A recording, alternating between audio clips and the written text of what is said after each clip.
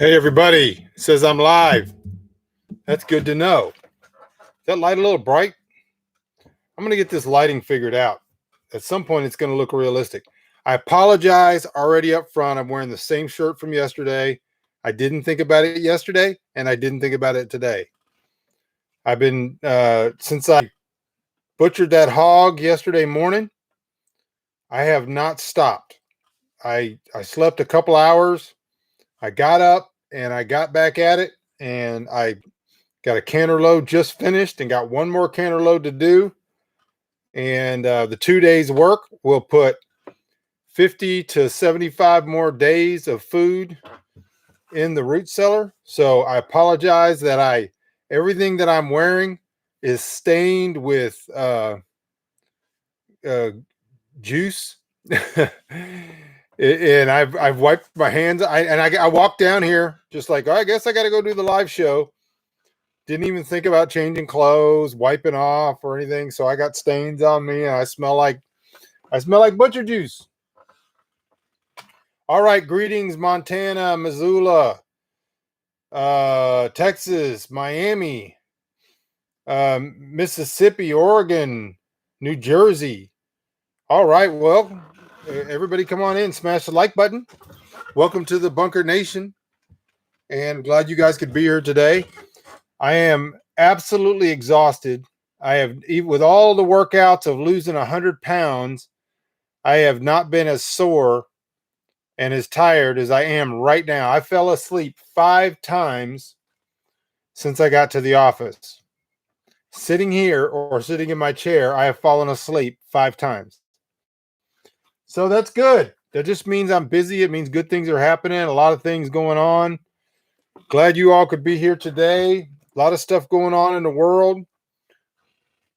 If you guys have a question or comment, hello, Montana. Anything you want to talk about? Is this light really irritating? Is it too much? Let me know what the sound is like and the video is like and all that. I got this new thing. How about this? This arm articulates so I can like get it out of the way when I'm not doing the show. Let me know how the audio is. Let me know how oh, I forgot to start our backup camera. Hold on.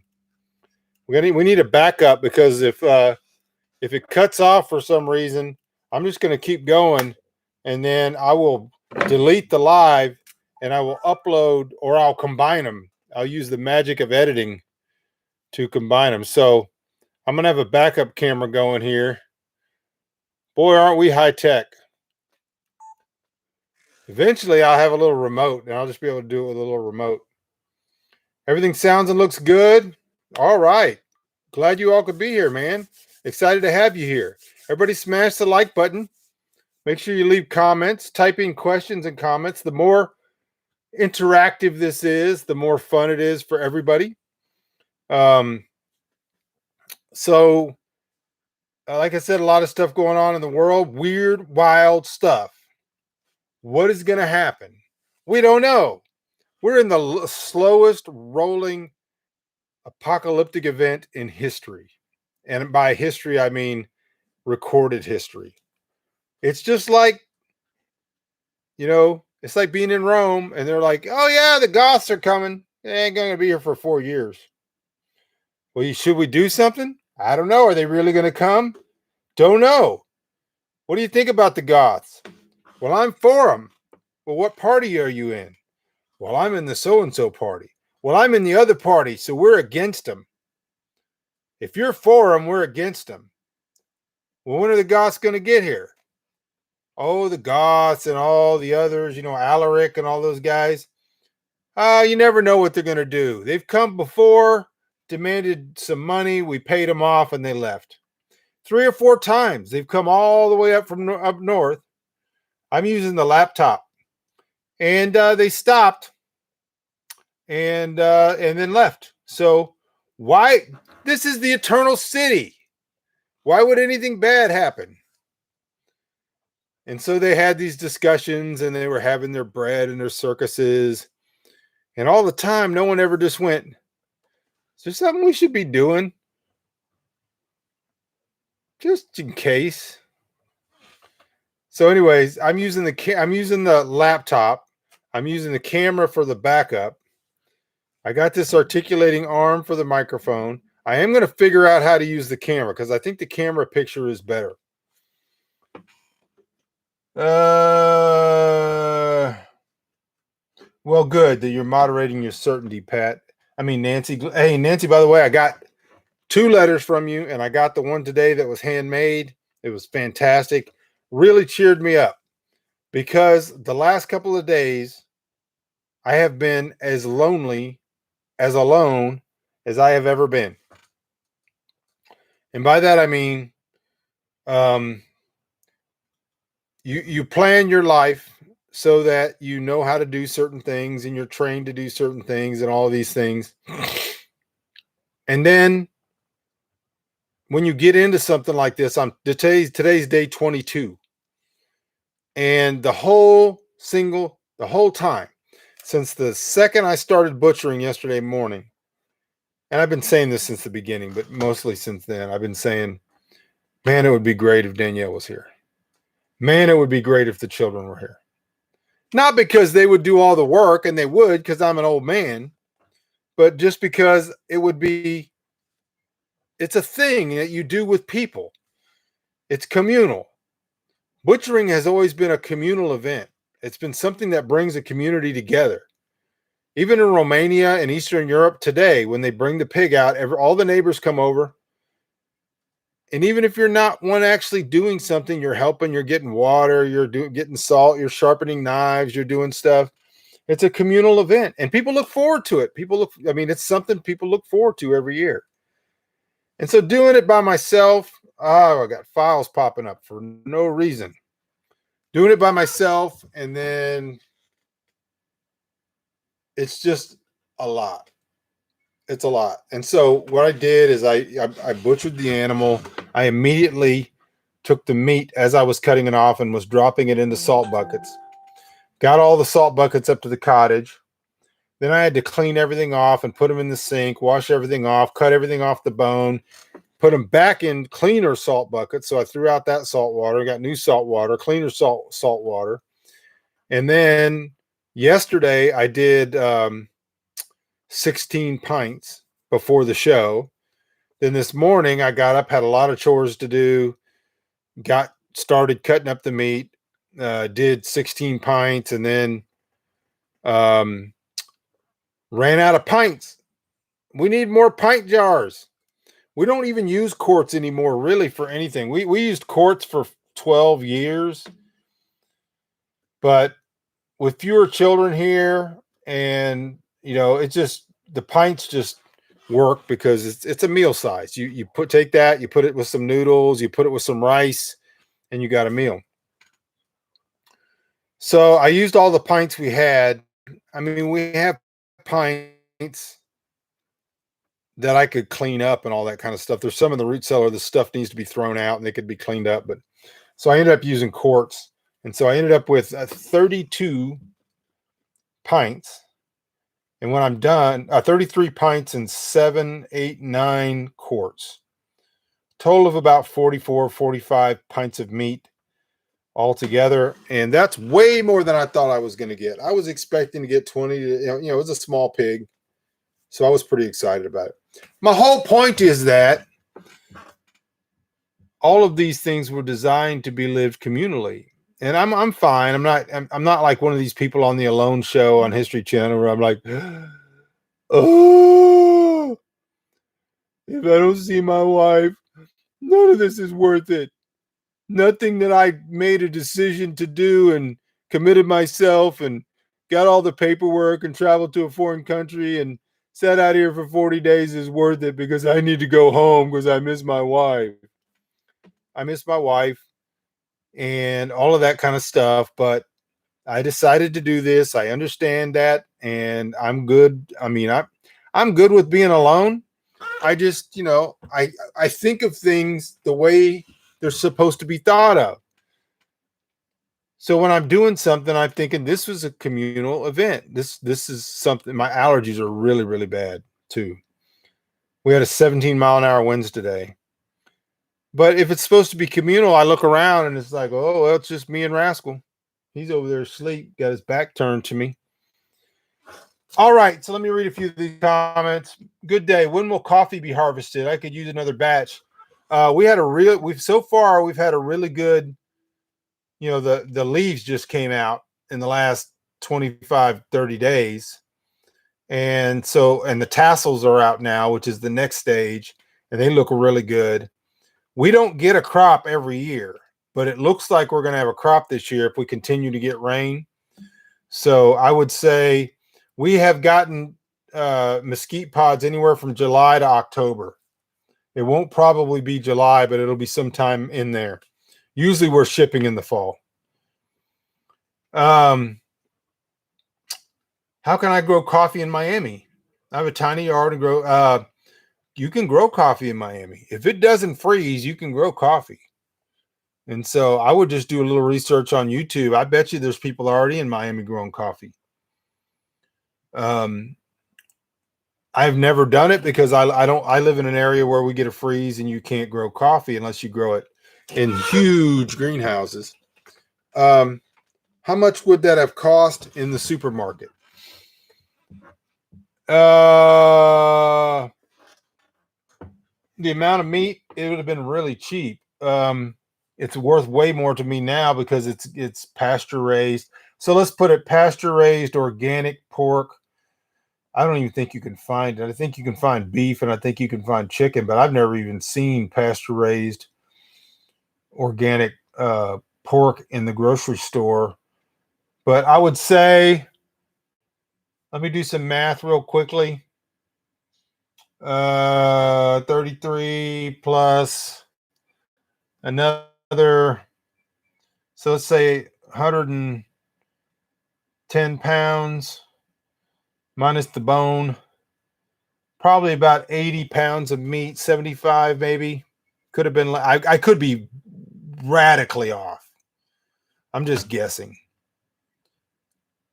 Let's just say it was 60 pounds of meat. And let's say it was $3.99 a pound, which I don't think you can get organic pasture-raised pork for $4 a pound. Be $240, $250 for 2 days work, but I have way more than that in these pigs just from labor and me chasing them.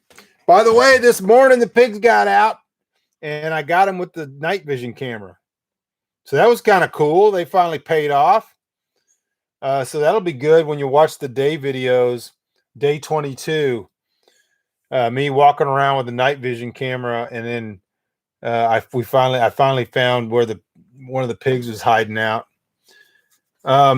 So, if there was 80 pounds, realistically, that pork is worth $9 a pound, $7 a pound. I mean,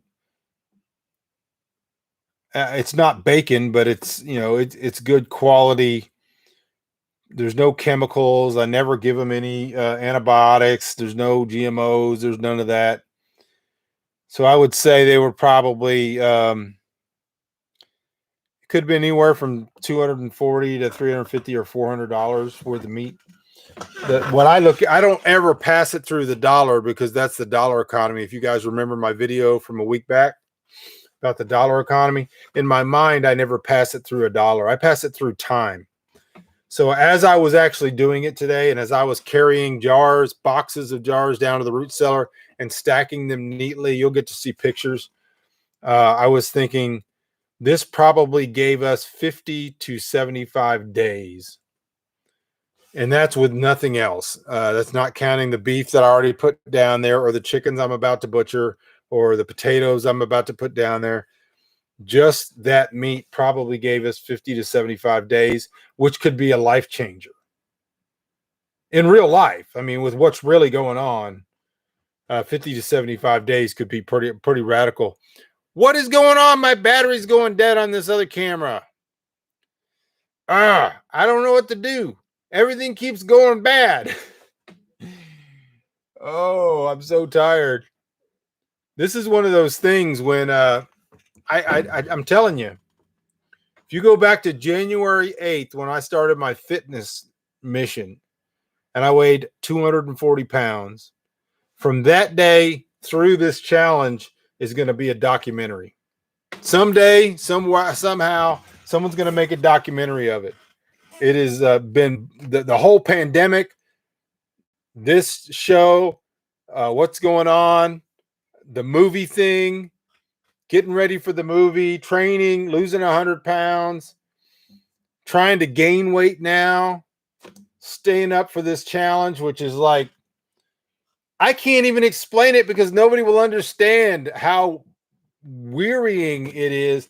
If I just said, if you've ever lived on a farm, if I just said, listen, I'm going to run a 40-acre farm with 100 animals by myself for 30 days, you would go, you're crazy. I'm going to do all the chores. I'm going to feed all the animals. I'm going to check the chickens. I'm going to move the chicks. I'm going to do everything by myself.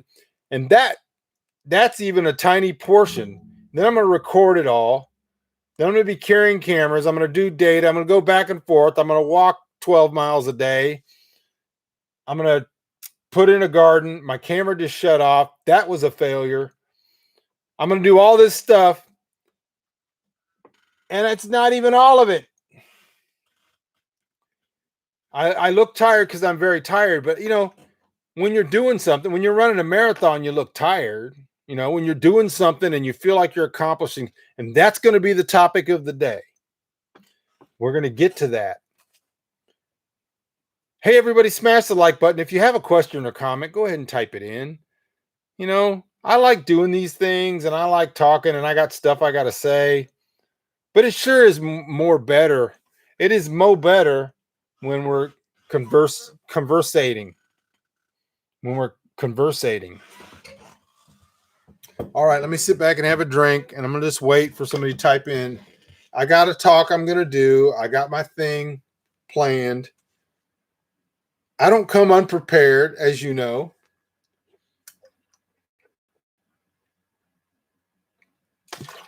I am a little bit dehydrated. It is very hot right now. It was cool this morning. After I got the pigs put up at about 4 o'clock or 5:30 or 5 or whatever it was, I haven't had to chase the pigs today, but they'll probably be out when I go up there after this thing is over. So nobody wants to talk. Nobody's got a conversation piece. I mean, I guess I could talk about what I came to talk about. What kind of world do you want to live in?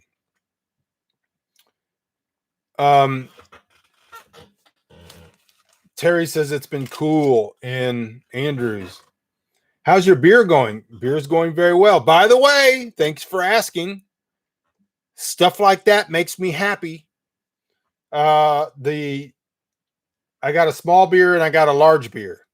The large beer is the stout. It could have been bottled today. I should have bottled it today. I ran out of time. I mean, I didn't even finish doing the canning. And I was working non-stop. And so tomorrow I got 48 hours of doing laundry, cleaning the house, bottling the beer.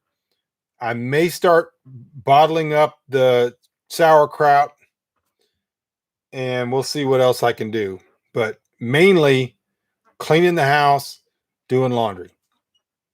Laundry has got to be done. I'm wearing the same shirt I've been canning in. Thank you, Dana, for the super chat. Makes it so worth it. Thank you so much. Lifts my spirits, just like Nancy's letter today. And so, what kind of world do you want to live in? And so, here's the thing. We talk about a lot of different topics here. We're going to talk about coronavirus and COVID-19 and what's going on in the world. And here's the thing I want you to think about. We, meaning those of us who do, are going to come through this to the other end to something. Something exists. The media has beat the drum of the new normal. And the people that are angry at the new normal or don't want a new normal have had their say. And then there's people that are excited about some new normal. And here's the thing. There are people who have intentions in this, who have intentions for the world. Usually their dreams are have a long history of failure, have no actual practical, there's no actual practical example of them ever having worked. And so, but they sit back and they go, what a fantastic opportunity to bring in universal basic income, bring in microchipping everybody, bring in forced vaccinations, bring in everybody snitching on their neighbor. In China in the 50s and 60s, in Russia, same period, there were more government paid snitches in a apartment complex than there were not. But everybody has this idea contact tracing is going to be a big deal. All of these busybodies who have spent their entire life thinking that they can control and fashion the world into their own image, they are having fantasies of what this world is going to be like, how this is the opportunity to get what they want, to get everything they've ever wanted. They are not, as you might imagine, sitting there cackling, going, we're going to kill 90% of the people and we're going to get gulags and we're going to do a... They have fantasies about their own benevolence. They actually think that everything that they can think of and everything they can dream of and everything that's been tried before and failed will work. And that everybody's life is going to be better. Everybody's going to have free money and free stuff. That's not my topic.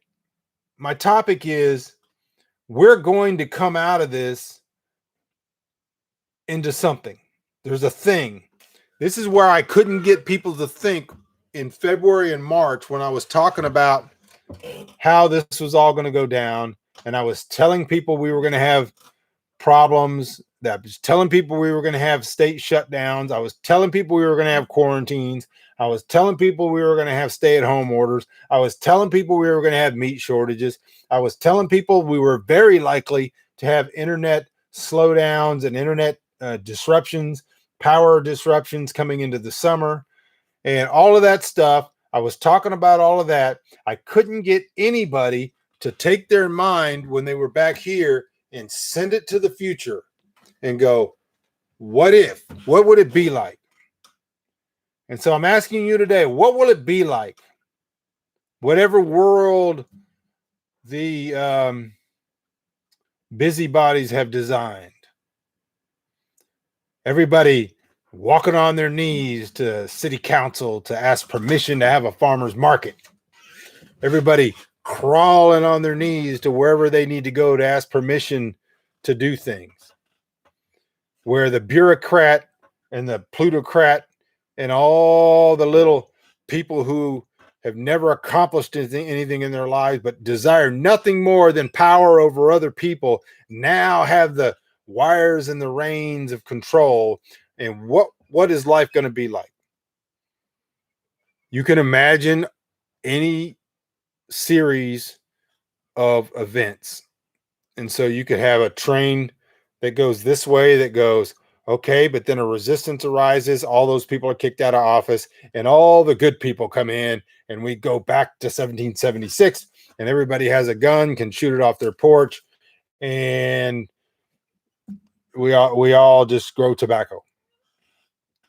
And so you got that line that goes off this way. And then you look at the next line somewhere in the middle. And then you got this line that says we come back to some thing, but there's still these onerous rules that are never retracted. There's all kinds of stuff. The whole point is to get you to the point where you go, okay, there is a future. You walk through your life right now and you don't think of the fact that there is a future. Pat's right. Praise God, he's in control of all things.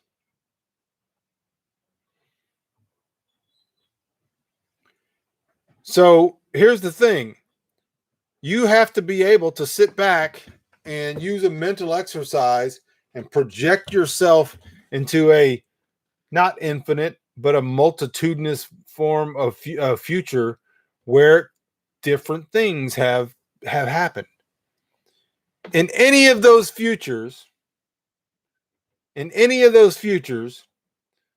do you foresee yourself and your family returning to a blissful ignorance where you can sit back and just expect everything to be provided for you without any production whatsoever, where all you have to do is keep pecking your dot when you go into your job or whatever it is, and you get enough money to have a new car every 2 years and whatever all the stuff is?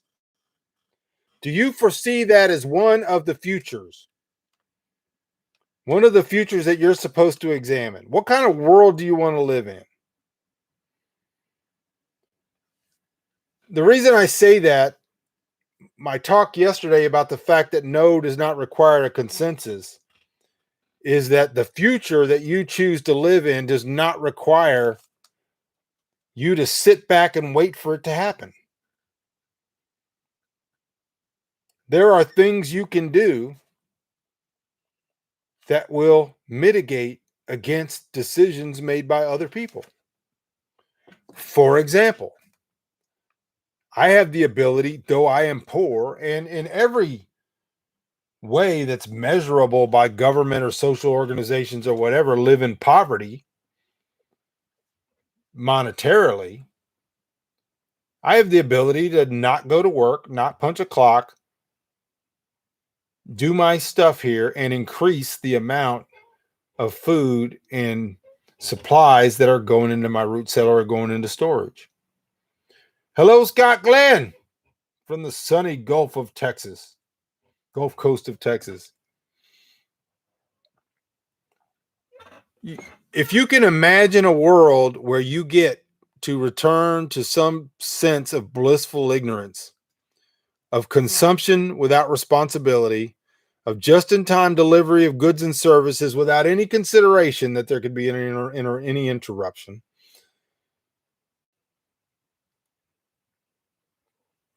the result of that is you will not have changed. I don't know if it's me moving in, what it is, but the camera keeps like trying to refocus. I think about people who are different than the average person. Myself, for example, I'm a creator, content creator, a writer, artist. I don't do paintings. I could do them, but I don't.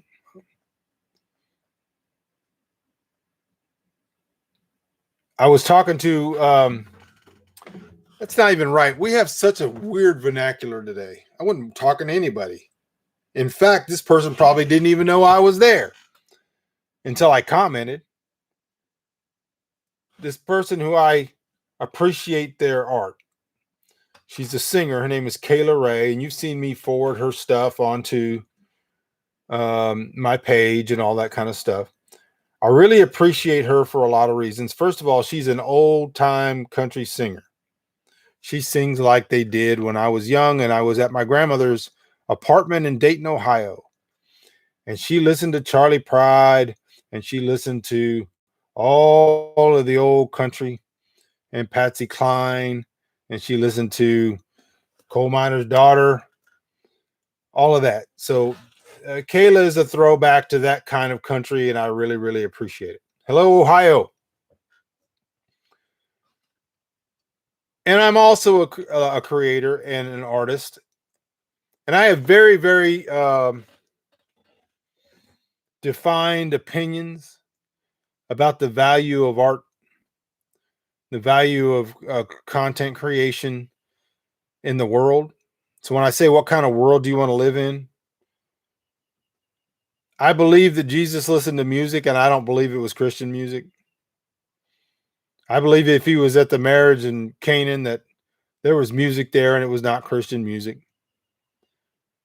I believe he quoted from and Paul quoted from poets that were contemporaries. Paul quoted from the Cretan poets. You have heard it said.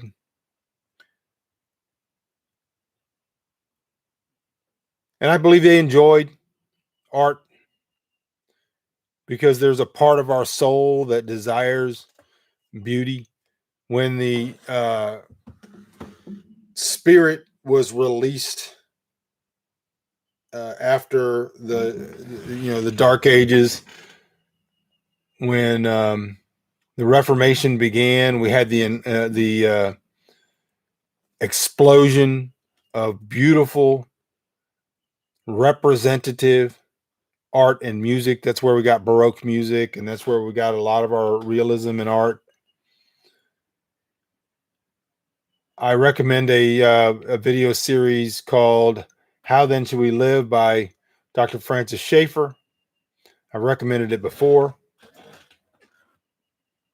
But I was listening to Kayla Ray talk, and what she's been doing since this thing started is she does regular, every day or two, sometimes every night, little mini concerts where she's got a curtain hung behind her like this, and she plays her music. You should follow her on Facebook. I will put a link to her information down in the description after this video is over. But my wife and I met her at the Coleman Farmers Market. They paid her to come and play, and I was really, really impressed. And there was another guy that was with her named Josh Bernard, who I also follow, and I wish I saw more of him doing music. But one thing that she's doing is she does gospel on Sundays, and then the rest of the week, she does these, she's part of these round tables where people, I don't know how it works. Anyways. And so you have an opportunity while she's playing, you can go and donate, just like the super chat here. If you appreciate it, if you learn anything, if you find value, if your soul is benefited, you can throw a few kopecks, a few dinars, a few dollars that direction. And she made a comment one time that kind of irritated me. And she said, I can't wait to, well, this is all over and well, I don't have to come begging. It is not begging. It is not begging. Patronage. I want to give you a history lesson. Is anybody here for a history lesson? If you find value in the fact that we were not mired in the dark ages, but we came out of them. If you find value in the fact that while Paul was imprisoned in Rome, wealthy benefactors supported him as much as they could, that when Martin Luther and others of the Reformation were being hounded and sought for arrest and murder, to be murdered, there were wealthy patrons who brought them in. Most of the Puritans during the time of the articles that prevented them from preaching ended up being hired by individual families as tutors and all this kind of stuff just to help finance their life, so that because the patrons found value. Michelangelo, if you love art, I don't care what it is. Have you ever looked at a Vermeer? Vermeer is my favorite painter. A guy who actually made light on a canvas. Vermeer, his whole life. Most people don't make any money. Their art, they don't get famous till after they're dead. Real artists, But Vermeer, his whole life, he was basically funded by wealthy patrons. And it's not begging. I'll ask you this. Let's just say, for example, that you are a house painter and you're really good. And you show up at somebody's house and you say, "Hey, I love to paint houses. It's what I do. I'm going to do it. I'm going to paint houses even if nobody will pay me. But I would like to come in and paint your house. I'll paint all the rooms, I'll paint the outside.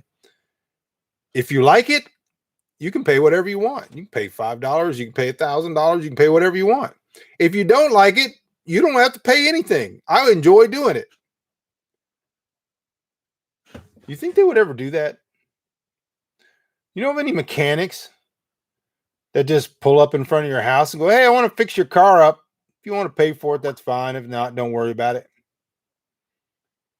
You know any shoe salesmen that do that? Insurance salesmen? Bankers? You know anybody? Does Tesla do that?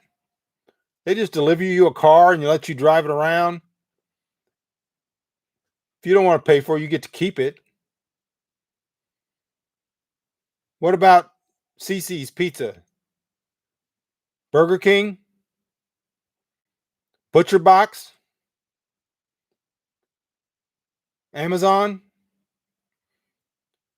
Can you think of anybody that just gives you the product that evidently takes a lot of work and is actually the spilling out of their life in the hours and minutes of their life and says, "Hey, if you don't like it, that's fine. Just keep it"? No. Artists, musicians, writers, some of us do it. People like me that are doing this on YouTube. And so I was a little bit perturbed when she said, "I can't wait till this is over," because she's popular and she's getting called to do concerts and all this kind of stuff. Patronage is not begging.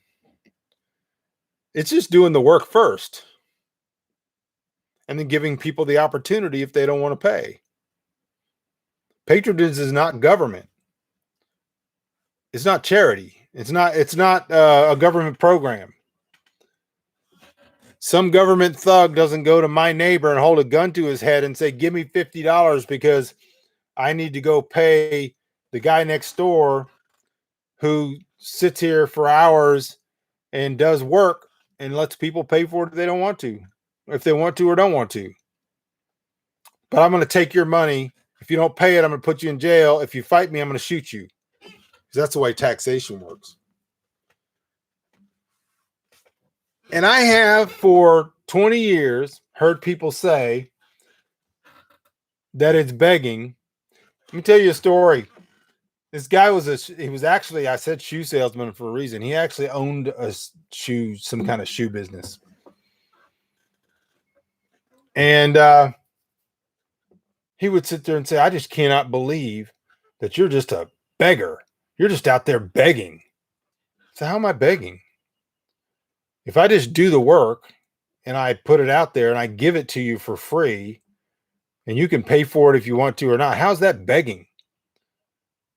Do you do that with your work? No, you expect to get paid. You expect to get paid up front. And after you get paid, you get this feeling of virtuosity where you're sitting there going, "I did my labor and my labor is worth what I put into it. And somebody found it valuable and they paid me for it."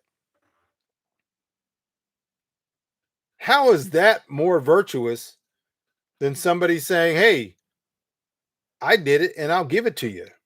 And if you want it, that's fine. If you don't want it, that's fine. Whatever you want to do." I have a serious problem with the idea that somehow it's more virtuous to walk around and demand payment first. I'm fine with that too, if that's what you do. And I do that with most of my books. People who are on my Patreon get my books one way or another. However and anybody who's ever asked me for a book has gotten it one way or another. So it's not charity, it's not government, it's not a handout, and it's not begging. It is a meritorious act of benevolence because the world needs art. What kind of world do you want to live in? Do you really want to live in a world like Soviet Russia? I'm trying to move, but I keep hitting the desk. Where somebody who wrote a fantastic book like Solzhenitsyn has to go and get it approved by the government all the way up to the premier, and they can demand changes. I mean, do you really want to live in a world, because it's coming up, where all the art is just has its value in being propaganda pieces? What about pre-Soviet Russia, where people like Pushkin and Tolstoy were arrested and held in house arrest, unable to publish because they said things that were detrimental to the Tsar? What about Nazi Germany? How much art do you think came out of Cambodia during the reign of the Khmer Rouge? See a lot of art. There's this mythical idea of the resistance art.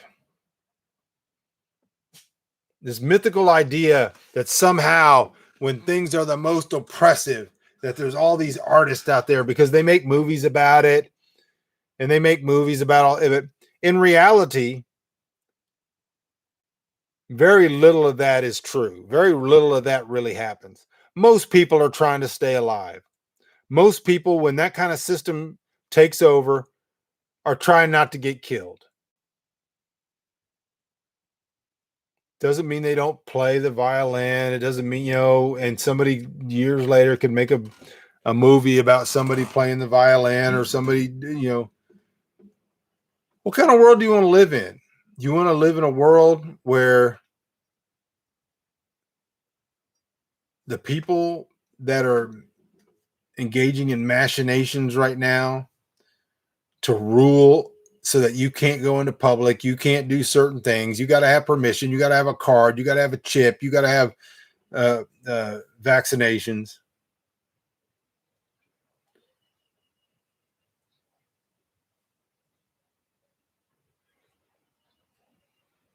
So what's the thing? I mean, what world do you want to live in? Coming out of the last big pandemic in 1918, Hemingway was living in Paris. He was unknown, wouldn't really become hugely famous until the early to mid 20s. Didn't have any money. He was writing some articles for the Kansas City Star here and there. A German paper and so a few other places would send him some money every once in a while. A few francs. Paris was very, very cheap for expats to live in. He had a wife and a young son, but he got to meet people, and one of the people he met was Ezra Pound. Ezra Pound, Hemingway said, was the kindest and the caringest man that he ever met. And one day they were talking, and Ezra Pound said, "We have to do something for T.S. Eliot, Thomas Starnes Eliot." Well, what do we need to do? He goes, "Well, he's working in a bank." Okay. Today, we would all go, "Oh, you got a good job at a bank? He can write on the side. He can write through the night. He can get up early and do some writing."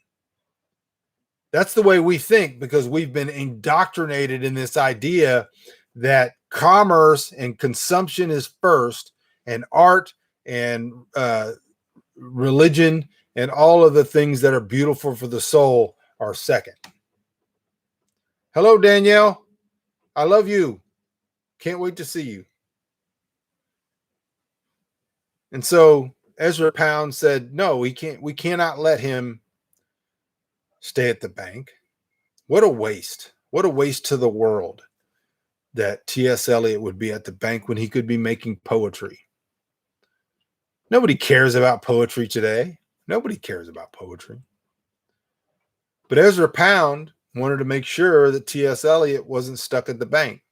So he and Hemingway hatched an idea called the Bel Esprit, which is the good spirit. And basically the idea was they would go around to all of their friends who were also authors, who were also artists, to Picasso and that bunch that was there at the time. And they would get a monthly stipend from them. They would say, commit to 5 francs a month or whatever it was. And we will lump that money together and we're going to give it to T.S. Eliot so he can quit the bank, so he can make poetry. It's a famous thing. It was called the Bel Esprit.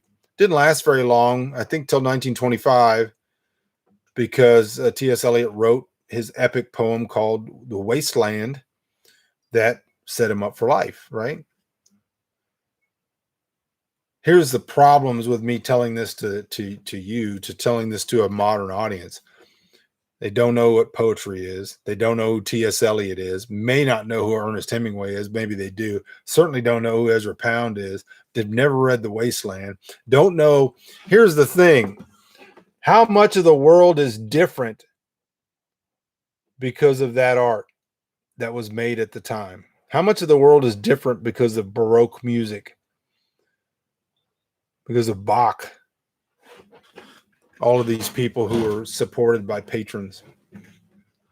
We're in a very unique time, and the time we're in right now is very akin to these periods before, where artists are at home and they're making music and they're making concerts and they're doing it and they're putting it out there and they're letting people listen in.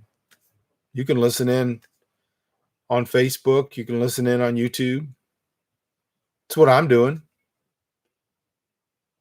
Making poetry. So my point is that you're going to make a decision, and you are making a decision every day, what kind of world you want to live in. That's what you're doing during this time. But while we don't know, while we're in the netherworld of not Schrodinger's cat world of not knowing how this thing's going to come out, or who's right, or what we should be doing, or whatever else, we're going to come out of this, and that product for us is going to be based on the decisions we have made right now, the decisions we're making every day. If you decide to be more productive, if you decide to plant gardens, if you decide to do things and not be so focused on relying on the system, on relying on government, on relying on all of those things, and to be more independent, then you're going to be better off regardless of what happens in the world. So years ago, I started this Patreon, which is Patronage. It's the exact same thing I'm talking about. It's exactly like the Bel Esprit, where people could go in and they could pledge a certain amount a month. You just sign up, 5, 10, 15, 20, whatever. $5 is about the average. And then you just forget it. You set it and you forget about it.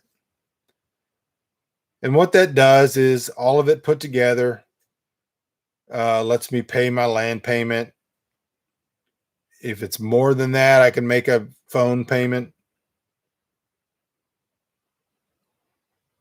It gives me the opportunity to create art, to finish writing books, to sit here and do verbal poetry into the ether.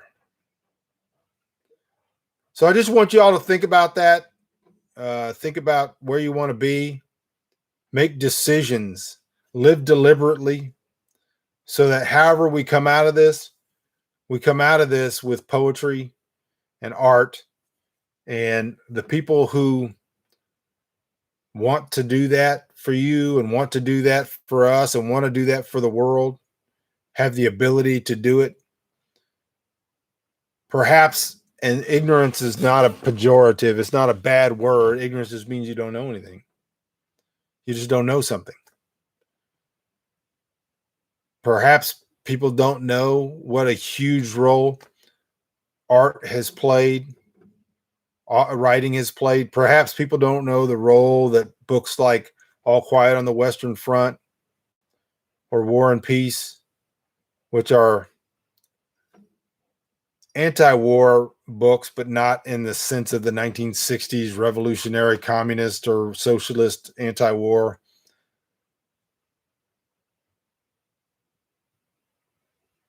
Most people don't realize the importance of those books and how those things came to be. And if they did, they would be much more supportive of the arts. Let me read some of the comments here.